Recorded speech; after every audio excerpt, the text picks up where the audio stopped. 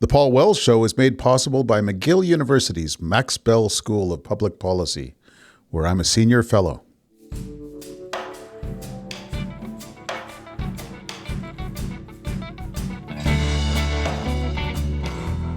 Trump's back. What's it mean for North America? I think NAFTA is not keeping the federal government, nor even the potential next federal government, up at night right now. I do think the threat of tariffs is, however. Today, hot on the heels of the Trump re-election, we've got top analysts from 3 countries to discuss the future of North American trade. I'm Paul Wells, the Max Bell Foundation Senior Fellow at McGill University. Welcome to the Paul Wells Show.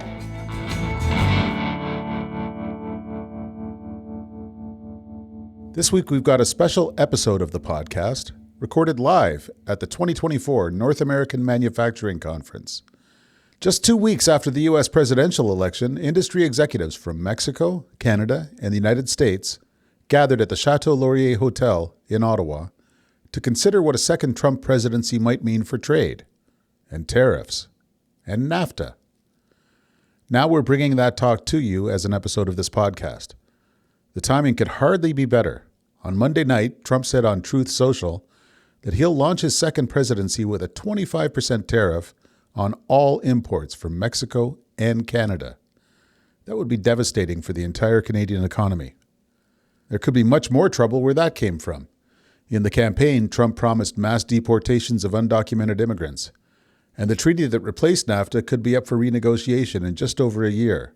So the stakes are high. To discuss the implications, I was joined by 3 veteran observers. From Canada, Vassy Kapelos, the chief political correspondent for CTV News. From the United States, Doug Palmer, the senior trade reporter at Politico.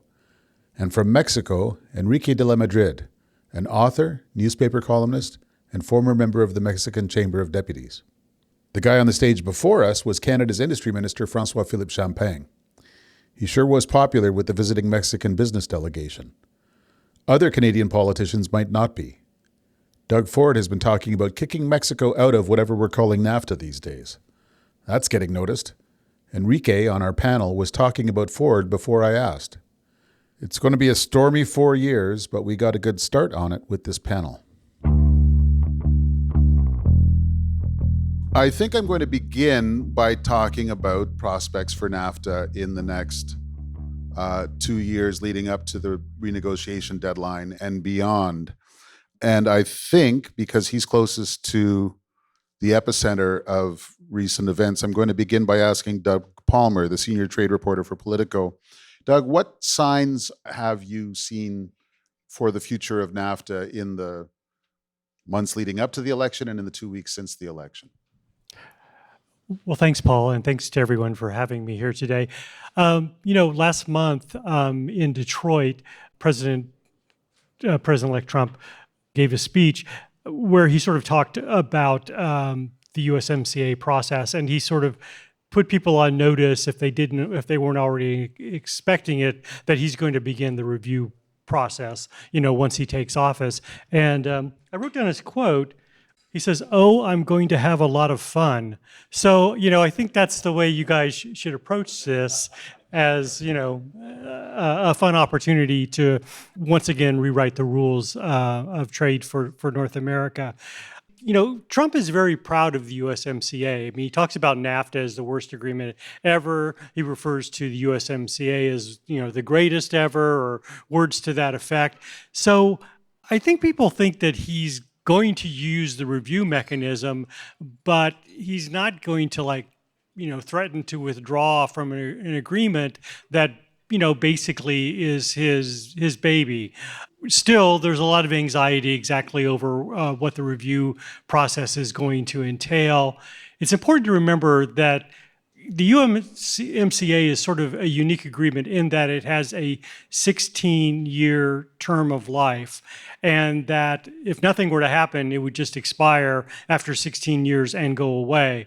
And so what the review process does is that once you reach the 6-year mark, countries have to affirm whether they want to renew the agreement for another 16 years. it's kind of complicated, but in 2026, if there's a successful review, then the agreement would be renewed for another 16 years. So it would go until 2042 instead of going until 2036 at this point. And then you would set the stage for another 6-year review process. So, in his speech, Trump specifically mentioned his concerns about steel imports from Mexico and auto imports. So I think that those will definitely be something that they want to talk about. He's also concerned about Chinese investment in Mexico in particular. And there's these outstanding disputes that haven't been resolved, concerns about Mexico's energy practices, concerns about Mexico's biotech practices. There's actually a dispute that the U.S. brought against Mexico on biotech corn. The early reports suggest that Mexico lost that case, although the report hasn't officially been released yet. So that could get wrapped up into the review. There's also this auto rules of origin case that Mexico and Canada brought against the United States. They won. However, the U.S. has shown no interest in changing the rules of origin that was contested in that case. So I would imagine that as part of the review, they would sort of say, Mexico and Canada, you just have to do it our way when it comes to the rules of origin. So that's some of the issues that I think that will be part of the review. Thanks for that comprehensive introduction, sort of setting the table for everything else we'll get a chance to discuss in this hour. Enrique de la Madrid, you have held important roles in business, in public service, in elected politics in Mexico, and I know you've been watching very closely the signs for the future of NAFTA. I keep calling it NAFTA because now in its current version, the three countries have three different names for it. So the easiest... Well, I could call it either the NAFTA or that thing. How does the solidity of this trilateral partnership look from the Mexican perspective over the next few years? Well, I think we're concerned. We're concerned because I think that we're facing today protectionist winds. I think that we're probably leading some of the best times in history. The economy is growing. The standards of living of most of the people are also growing and increasing. But we should also recognize that many people have been left behind, and those people left behind are asking for protection. And that's the time of political offer that some governments are giving. I'm going to protect you. First, I want also to share with the public some data, because I think from time to time we also have to use numbers again, which is Mexican exports to the US has grown 10 times since NAFTA. Mexican exports to Canada, 11 times. But also U.S. exports to Mexico have grown 5 times, and Canada exports to Mexico 10 times. So I also raise this issue because many Canadians are also selling more goods also to Mexico and to the U.S., and that is good. Mexico is the 5th largest importer of Canadian goods, the 5th, after the U.S., China, Japan, and the U.K.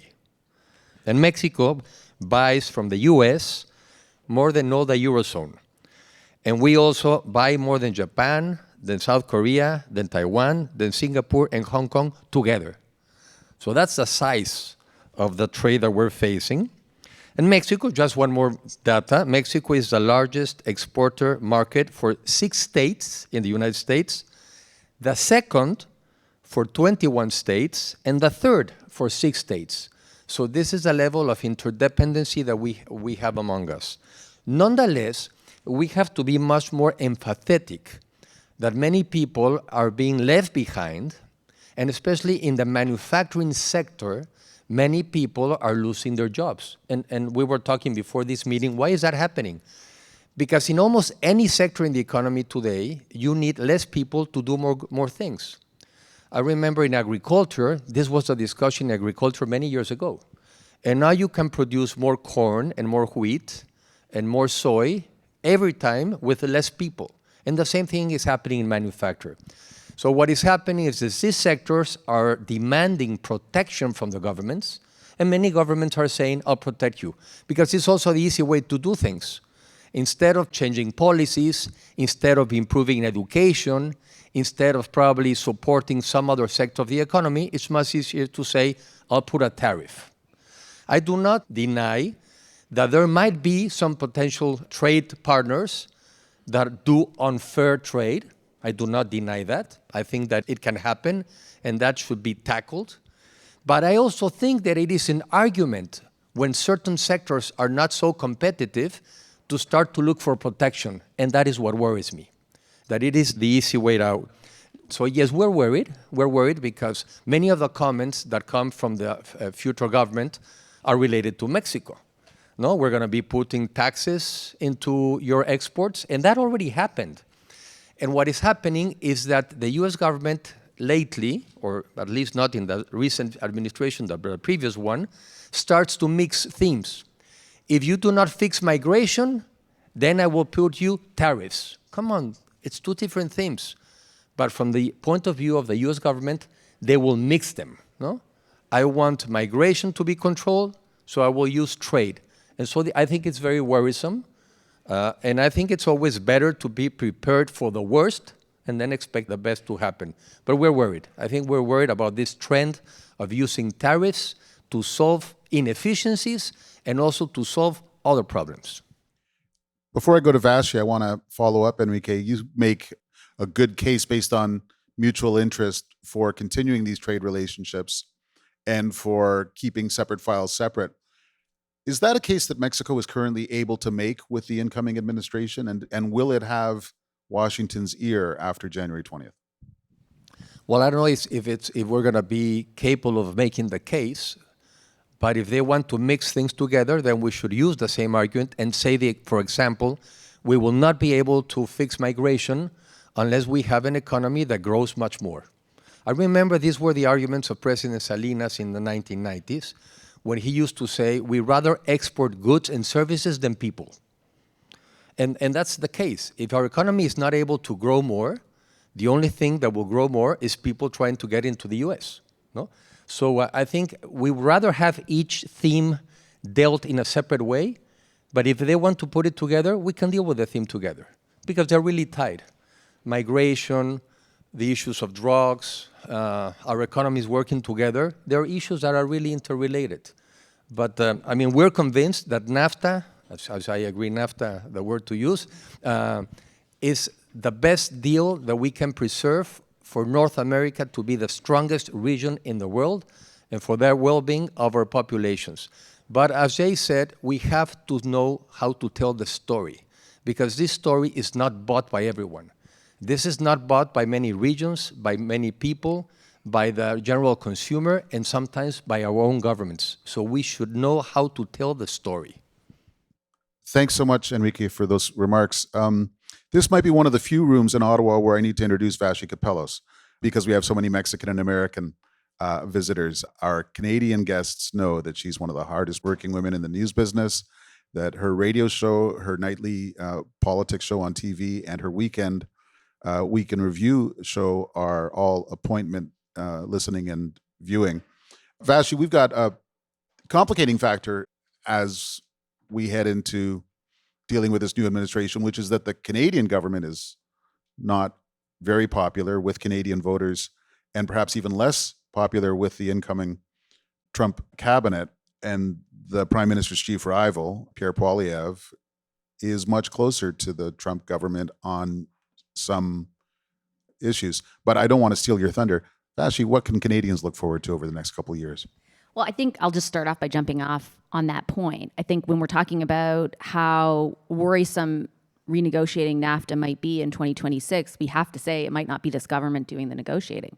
And we don't really know the posture of what a conservative government would do. I think by design, Pierre Poilievre and the people around him have been very quiet on Trump's win, other than releasing a statement essentially that concludes by saying we're going to stand up for Canadian interests. I think they're a little bit hesitant to welcome the praise that many of the new cabinet nominees have directed, in the past their way.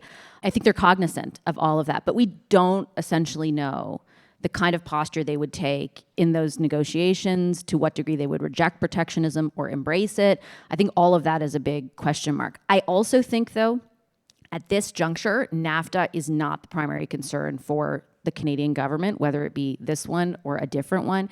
And I think tariffs are a much bigger concern, and the threat of those across the board 10% tariffs. On the first point that I made there, I think the reason for that is exactly what you discussed. They are completely aware of the degree to which Mexico is in the line of fire for Donald Trump, and Canada is not. If you go back, over the campaign, beyond that one comment that was made in Detroit on NAFTA, the majority of what Trump said around trade was bringing up Mexico and China. It's all about China, obviously, by name. Canada was not mentioned hardly at all. I went to the RNC, I interviewed Marco Rubio, Ted Cruz, asked them very specifically about the threat of tariffs, about NAFTA.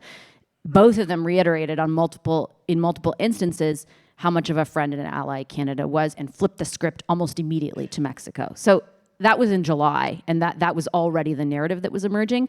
At the provincial level, politicians are already seizing on that here, right? Doug Ford and Danielle Smith, for I think very different reasons, already saying, cut Mexico out of future negotiations, go at it on a bilateral basis. Yesterday, the Prime Minister in Brazil was asked, are you going to do that? A couple of times. He wouldn't explicitly say no. He definitely, if you parsed apart what he said, it was like, we don't really want to. We still have talked to Mexico. We still, we think it's good the way it is. We think they are a valuable partner. But he wasn't like, no way, we're not doing this. And my understanding is there's a lot of communication between Doug Ford's office and the Prime Minister's office. And though Danielle Smith's ask may have been generated out of a different motivation, I think there is some good cop, bad cop going on there. So I think NAFTA, to be totally frank, is not keeping the federal government, nor even the potential next federal government, up at night right now. I do think the threat of tariffs is, however, and the thing I'm primarily watching when it comes to the imposition of those, which I think is a guarantee because of the language Trump used throughout the campaign, is whether or not energy is exempt and how the federal government navigates that with its rhetoric around climate, its rhetoric around emissions caps, it's all of that stuff in sum from a domestic point of view, how that informs how they go about what happens with energy and if that sector ends up being exempt from those tariffs. And just a really quick final point on NAFTA, I think the big story for us will be if Trump explicitly ties defense spending to making a deal with Canada, which I 100% expect him to do. His chief surrogate to Canada was Kelly Craft. She has been I've interviewed her twice in the past month. She has been explicit that he will do that. She's very close to him and the people around him, so I take her at her word. I want to say a word about the people who are supporting this podcast.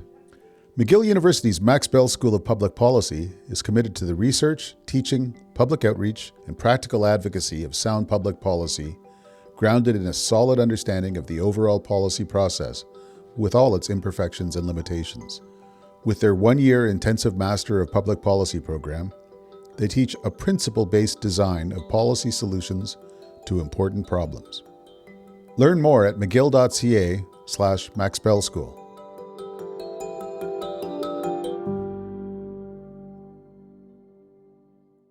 This is starting to sound a little bit like one of my favorite jokes, which ends with the one camper saying to the other, I don't need to outrun the bear, I just need to outrun you. And I know, Enrique, that a lot of the signals from the Canadian provinces are being heard in Mexico. How do you respond to the possibility that NAFTA's future might start to look pretty asymmetrical? Well, first, I think I love economics, I love politics, but also politics has its positive way of saying it, and also it has its negative. I think those statements are politics in the negative sense. No? It's just politics. Those are words for the public. No? But I think it's the wrong perception. I remember also in the 90s, let me see if I'm right, but if not, at least it's my belief. Sometimes Canadians and Mexicans, we share a common feeling with respect to how we feel with respect to the U.S. The U.S. is just too big. It is too big. So I remember in those days that just by sharing that feeling, that makes us closer in a way. And I think it's something good for us to keep together, to analyze. We're not the same. We're in different situations. We do not have the same challenges, but we have some of the same risk, some of the same feeling. In the case of Mexico, it's only 15 times bigger in terms of our economic size. So I think it's wrong for someone to start to believe that they can strengthen their political or the negotiation skills just by saying, you and me are going to negotiate. Well, that makes you much weaker. I think sometimes in life, when you start just by giving in, you're weaker just by doing that. So I don't think it's the right way. I think, I'll give you an example. Many years ago, I was in a dinner, and the CEO of Audi, he made a comment. He might be right or wrong, but what he said is, the U.S. automobile industry is competitive because of Mexico. If that is still right, if that is still the case, then this is an issue of the industry, in this case of the North American industry. If that is still the case, then what is at stake is not NAFTA, it's an industry, or many industries. And I think that the issue is how do we become competitive, taking advantage of our different competitive advantages. If that is still true, we need ourselves. We need ourselves, yes, because we have different labor skills and different labor prices, but we have different regulations.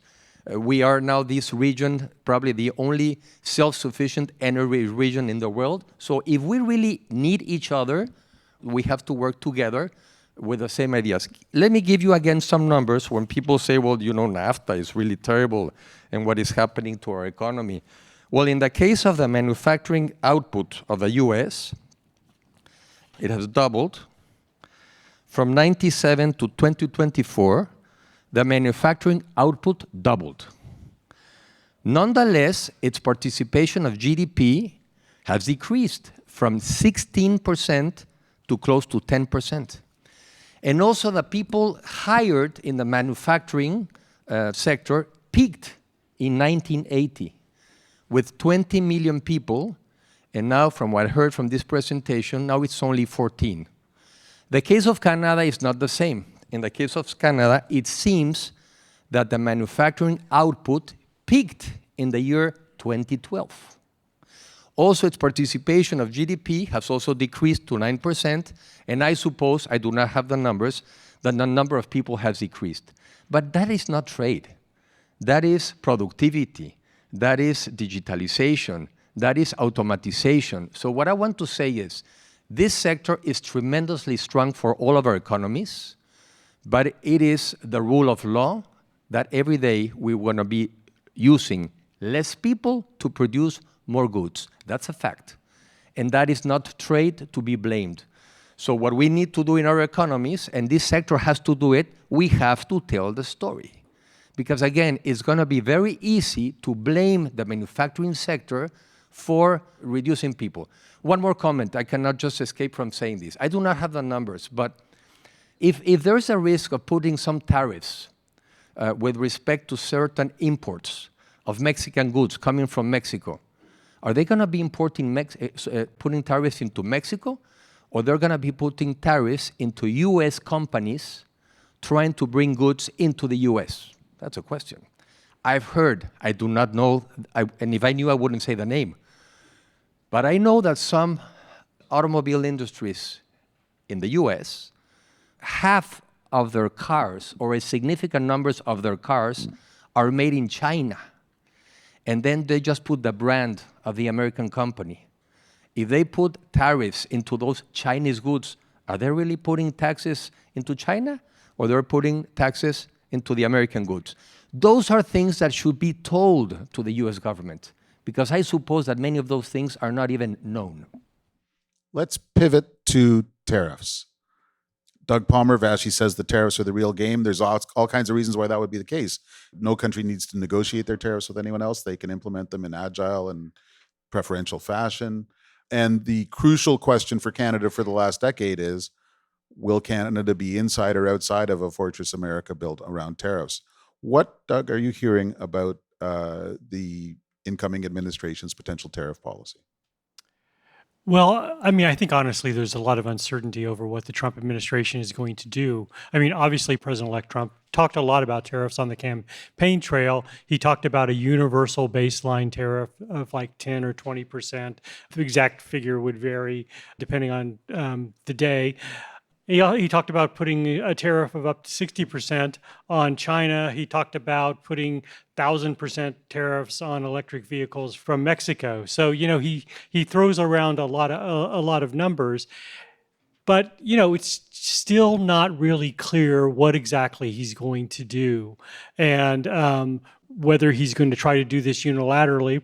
Probably, if he goes ahead and does it, he would use this authority called the International Economic Emergencies Power Act, which hasn't ever really been used to impose across-the-board tariffs, but people think that's the authority that he would use to do that. But even then, it's like, okay, does he immediately oppose a 20% tariff on all $3 trillion worth of U.S. imports from every country in the world?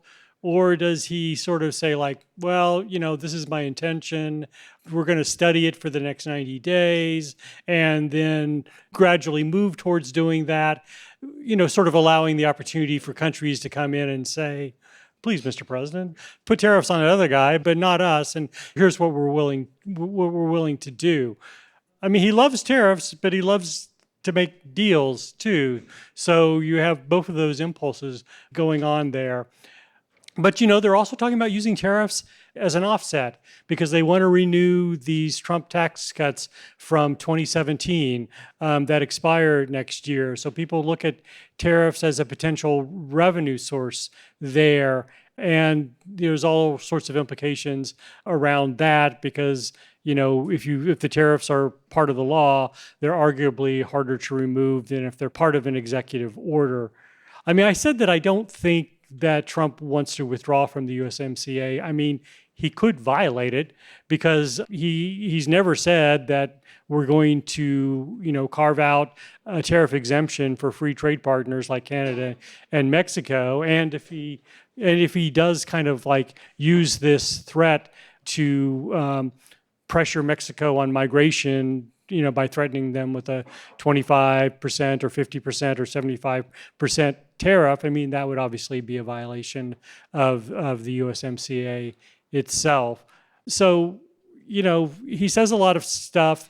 Take him seriously and, prepare for that possibility. And if you don't think tariffs are a good idea, gather your arguments and make the best case you can to the administration. But I would just say there's still a great deal of uncertainty over what exactly is going to happen. If I had to make a prediction, it would be that uncertainty is going to persist because I can't imagine any tariff regime staying consistent over the long term. He get tough at the beginning to get everyone's attention, to check off a election promise, and then various rebuttal policies, other countries hiking their tariffs against American imports, findings of having contravened treaties, that he would adjust as he goes, based, I think, in many cases on what he sees in the morning on Fox and Friends. Am I close? Well, I mean, he is sort of responsive to pressure, and there are concerns that a universal baseline tariff would be inflationary. I mean, they have arguments against that, why they think that won't be the case. They point to the previous tariffs and say, the ones that they imposed on China and the ones they imposed on steel and aluminum, and said, all the concerns about those driving inflation didn't materialize. But, that affected like $300 to $400 billion worth of goods. We're talking about tariffs on $3 trillion worth of goods. So it would probably have a bigger impact. And then the threat of retaliation, which means that U.S. exporters would lose sales. Companies would be facing higher costs. They wouldn't have as many opportunities to export overseas. I would think that there would be some blowback to all that, which would have an impact on him. Can I jump in for a second? Vassy, go. My argument is that I don't think that the blowback matters nearly as much to Trump this time as it would have the last time around. The success of Team Canada was essentially presenting what we know to be the logical and factual argument at the congressional level, the Senate level, the governor level, the state level, beyond just the governors, the business councils in other neighboring states, and they collectively, in the aggregate, then made the argument to Robert Lighthizer, who essentially was able to convince Donald Trump to back down on steel and aluminum tariffs at the time, which were the only thing we were dealing with in addition to NAFTA. He doesn't have to care about that stuff anymore. This is not the same win in 2016. He has the Senate, he has the House. Governors are tiptoeing around a lot of things. I just don't think that they will have the same amount of sway. And if you listen to how he described tariffs during the campaign, they're beautiful. They are, if you don't understand them, you're dumb. Like that's the exact, I listened to it on the car right here. That's the exact vernacular that he employed. Like, I think they're coming at us one way or the other. And I think our opportunity to convince him otherwise is deflated relative to the last time around. I think some key things to look for are whether or not Lighthizer is back in that role, primarily. Funny, in 2016 when it happened, we were all, the federal government was like, oh my God, this protectionist, oh no. And now he's looked at as the potential savior for Canada going forward, like how the times have changed. I think the appointment of Lutnick to or the nomination to the Commerce Secretary is also another reinforcement of the potential employment of tariffs. He has given multiple interviews talking about the beauty of them as well. Like, he's picking people who subscribe to that ideology. So I think, sort of in the vein of what my colleagues were saying, prepare for the worst. Like, I would be getting ready for that. And based on my conversations with people who are in the government, they're shocked that what happened, so they aren't really prepared yet for it, but they are seized with the idea that they have to be. So we've already seen the Canadian playbook. It's immediate reciprocal tariffs. Minister Champagne is the good cop, and the finance and trade ministers is the bad cops. And what you're saying is that it won't have the dissuasive effect that it might have had in 2018, 2019. It might, but remember, even before the threat of employing that, there was all this sort of like diplomacy that was done through Team Canada to get all of these people on side with our argument that it's not just going to make things worse for us, it's going to make things worse for them. And ultimately, that combined with a threat of retaliation worked. I just don't know if it's going to have the same impact. Doug, can I ask a broad question? How much does Trump 2 look like Trump 1? And where would you identify differences, if any, so far? Well, I mean, he has the experience of his first term, and so he's learned from that. I think he knows better how government functions than before, and I think that he, is more cognizant of the need of getting people who agree with him as part of his cabinet, rather than folks that are going to be arguing with him and trying to stop him from doing what he's doing. That said, I mean, people I talked to from the former administration says that, he likes to hear a variety of viewpoints. And that's why he had people from, representing, sort of the Wall Street wing of the Republican Party in his administration the first time around. And that's why everybody is watching so closely to see who he picks for Treasury Secretary, whether he's going to choose somebody that has more of a free trade market orientation, that's going to make these arguments against tariffs and tell him why he needs to be careful. And if you go too far, you're going to kill the goose that laid the golden egg or whatever. Enrique, I might as well just ask pointedly. It looks like Mexico's relations with China are viewed as problematic, certainly by Canadian partners. Premier of Ontario has said, if Mexico is going to become a portal through which China can flood the North American auto market, we don't want any, thank you. How wedded do you think Mexico is to a robust and growing commercial relationship with China, given that North American context? Well, first, what I'm going to say is my personal opinion. I do not represent the Mexican government. But what I think we should say is that, first of all, we're absolutely committed to North America. We believe that North America is our best bet, and that for sure is what we should do, because that is in the benefit of our Mexicans and, of course, of our region. Having said that, this is my personal opinion, I think that we should have to have a very honest conversation with the U.S. and say, what is absolutely impossible for you to accept? Which are the strategic sectors where we cannot have anything to say with the Chinese?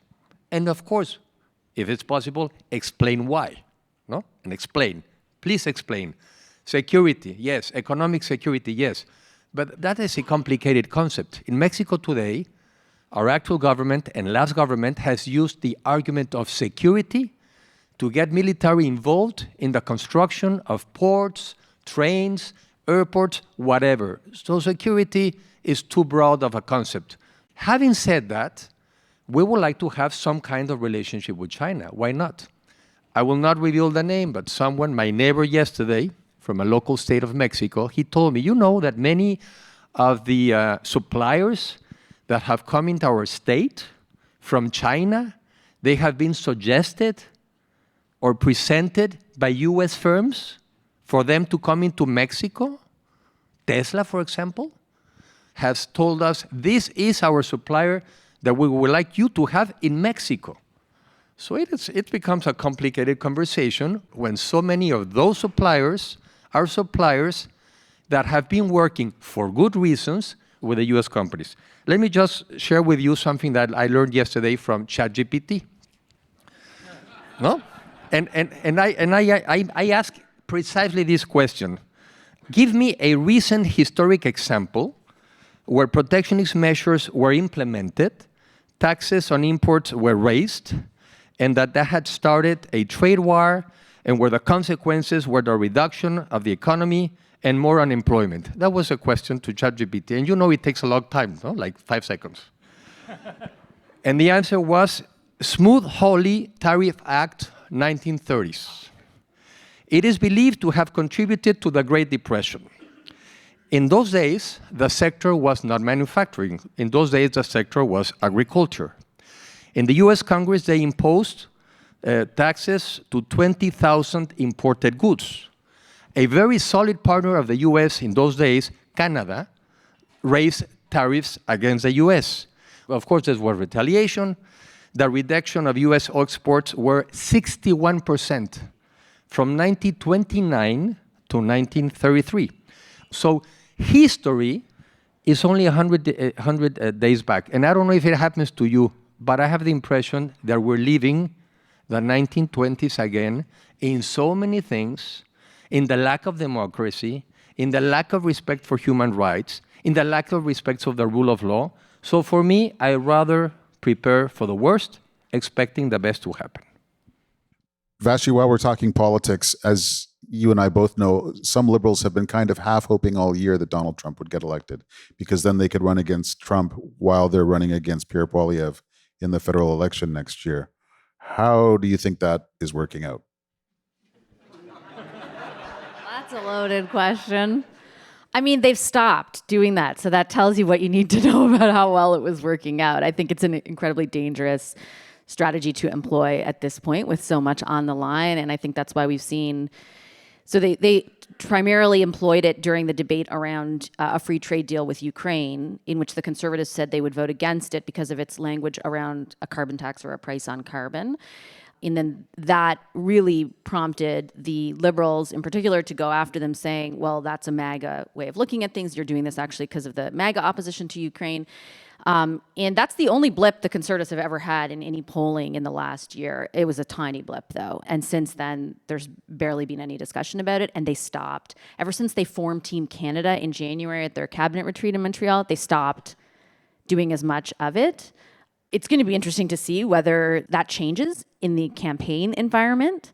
I think if it does, it's a sign that they're kind of grasping at straws. I don't know if it necessarily is a net benefit to them, because it will depend on how Trump governs, what he says, how he acts. If they are comparing Poilievre to him, and I think in some circles that works in Canada, but if they're invoking that comparison and it's not accurate, and Poilievre isn't Trump, and he isn't using the same language, and he isn't saying the same kinds of things, then I think it becomes perhaps a net negative for them. So I don't know, the jury's out on it, but they've definitely stopped using it, which I think speaks to its effectiveness or lack thereof. What a fantastic conversation we've had here this morning, and I know that you'll all be carrying on with these themes for the rest of your meeting here. Vassy Kapelos, Doug Palmer, and Enrique de la Madrid. Have a great morning.